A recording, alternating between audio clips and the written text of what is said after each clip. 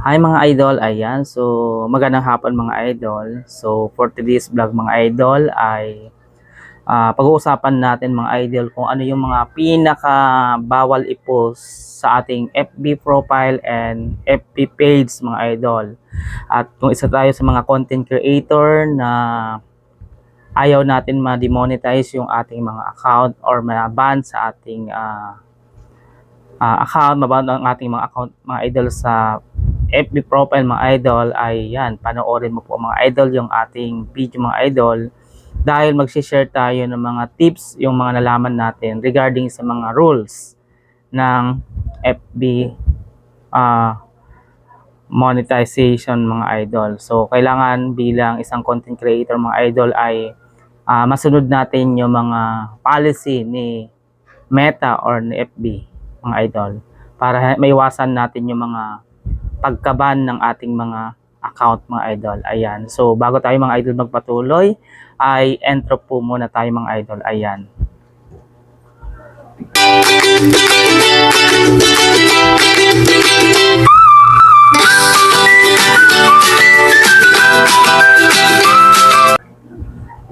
So yun na nga mga idol, sabi dito, isa sa mga pinakabawal i-post sa ating mga profile, lalo kung tayo ay naka-on na yung ating professional mode ay eto mga idol. So yung mga bagay na yung mga idol, kapag hindi natin nasunod ay maaari tayong ma-disable yung ating mga account. Kadalasan kapag hindi nila sinusunod yung mga rules ay nadi-demonetize or nadi-disable yung mga account or kaya nare-restrict yung mga FB profile nila mga idol kasi mayroon silang mga nalalabag na mga policy mga idol. So number 1 mga idol, sabi dito ay matik ban, tanggal or may strike agad kapag ito yung mga ginawa mo mga idol. Ayan. So number 1 mga idol ay violence. Ito yung mga idol yung may mga makikita ka na nag-post ka, like for example dahil iniisip mo mga idol, mayroong incident na mayroong mga incident mga idol na aksidente. So ang ginagawa natin minsan, di ba mga idol, ay nagpo-post tayo ng yung may mga sugat, may mga dugo, ayan. So kahit yan mga idol, tao man yan or hayop mga idol, ayan, bawal po yun i-post sa ating mga profile o kaya FB page mga idol. So iwasan natin yung mga idol yung tayo ay nagpo-post ng mga ganong klaseng incident mga idol kasi bawal po yun. So i-restrict yung ating mga account mga idol kapag nakita yung account mo, lalo ngayon na AI na ngayon ang halos gumagamit na ng AI mga idol, mabilis ma-trace kung sino man yung nag-upload ng mga ganun mga idol. So sabi dito mga idol, tao man yan or hayop, bawal natin picturean lalo kung ito ay may dugo. Ayan, so bawal natin, wag natin yon i-post mga idol. Then number 2 mga idol ay nudity or sexual. Yung mga hubad, ayan. Twerkings, bastos na caption, sex jokes and AI nodes. So yan mga idol, bawal din po pala yun mga idol yung nakahubad ka. Ayan. So maaari ka rin ma-restrict pag ganun mga idol. And then number 3 mga idol ay dangerous act. Ayan. So dangerous act mga idol, challenge na delikado. For example mga idol, uminom ng gas. Ayan.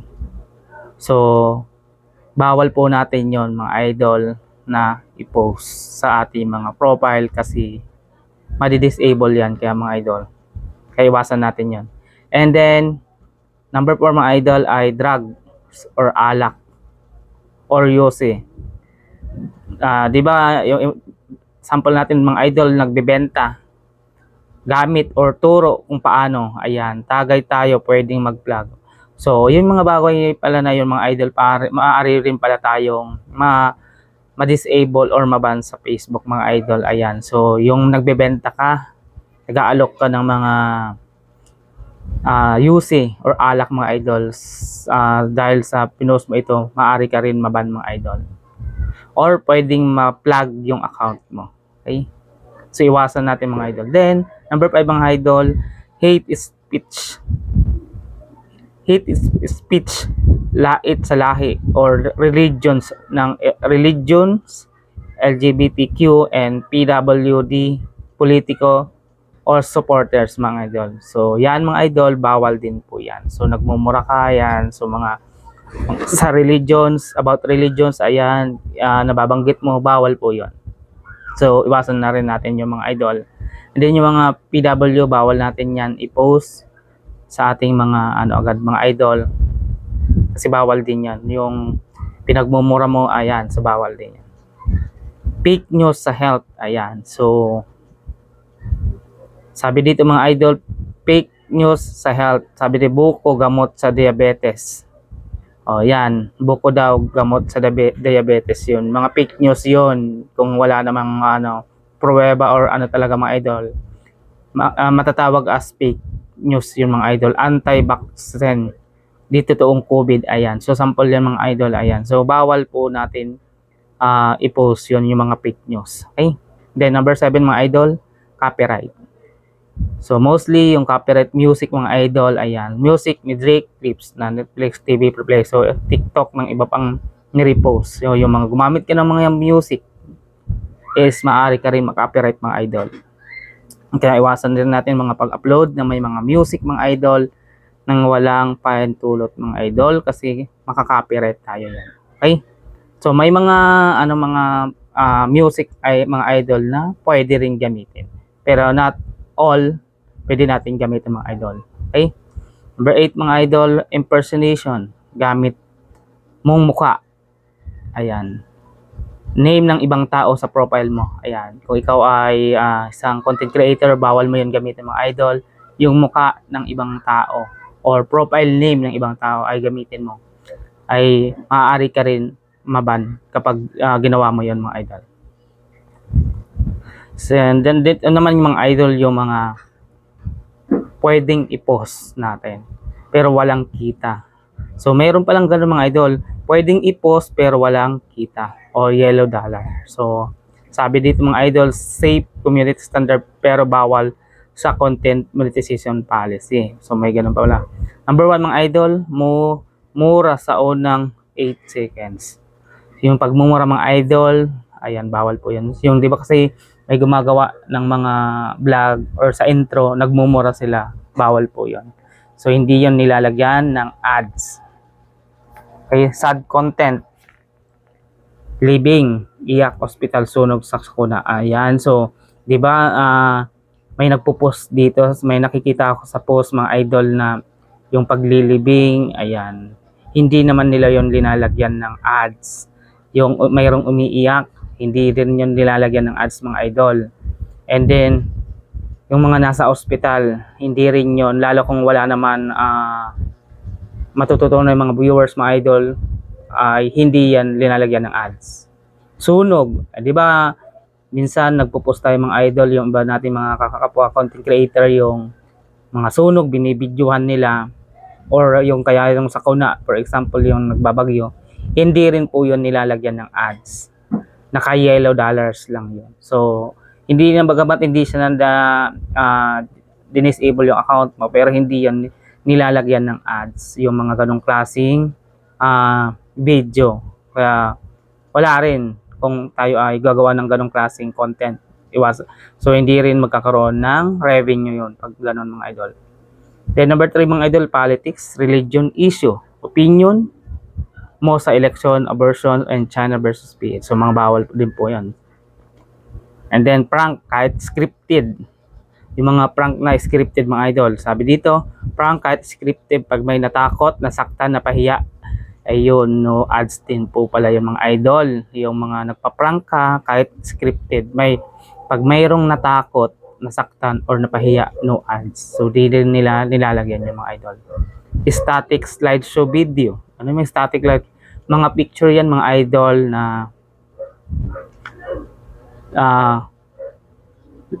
na may konting galaw lang. Di ba minsan yung pinagagalaw mo lang yung pictures, yan.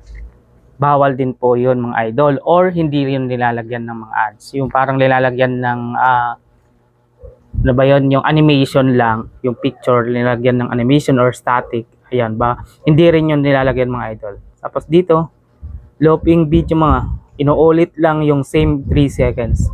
Yung video mga idol na pinaulit-ulit mo na, yung 3 seconds, inulit mo lang yung 3 seconds na video na yun, bawal po yun mga idol. Then, text only video, puro caption lang, walang muka o boses mo. Bawal din. Hindi rin nilalagyan pala yung mga idol ng ads. Text only video, puro caption lang. So, hindi rin naman siya nilalagyan ng ads. Engagement, bait. Ayan. Engagement, bait. Comment, amen, share para swerte type 1 kong Bicolano. Ayan. Bawal din po pala yung mga idol. At number 3 mga idol, bawal lang sa monetized profile, hindi sa FB paid. So, yan. So, ito naman, bawal lang sa monetized profile mga idol.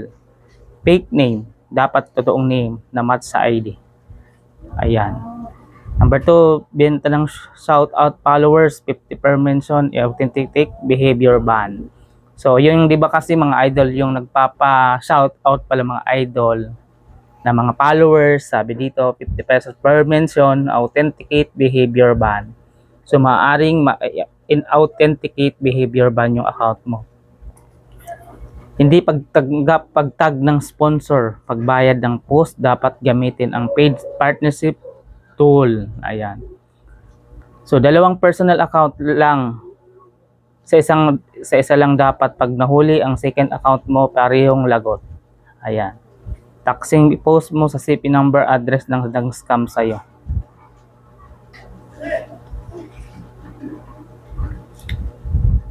So paano mga idol, paano ma-check mga idol yung bago mo i-post yung ating video mga idol. So number 1, upload mo muna pero wag mo munang i-publish. So mga tips to mga idol. So sabi dito, i-upload mo muna pero wag mo munang i-publish. Then, punta ka mga idol sa professional dashboard monetization. Pag nag-green dollar, ibig sabihin yan mga idol, yung post mo ay safe. Pag yellow or red, click see details to post edit. Kapag nakita mong yellow or red, i-edit mo na muna idol yung mga video mo bago mo to i-publish or i-post. Ayan lang mga idol, ayan. So kung may natutunan ka mga idol sa ating topic natin ngayong araw mga idol, ayan. So paki-subscribe naman mga idol yung ating channel mga idol, ayan. At hanggang dito na lang mga idol yung ating video mga idol, ayan. So thank you mga idols, thank you mga idol for watching, and God bless us all mga idol.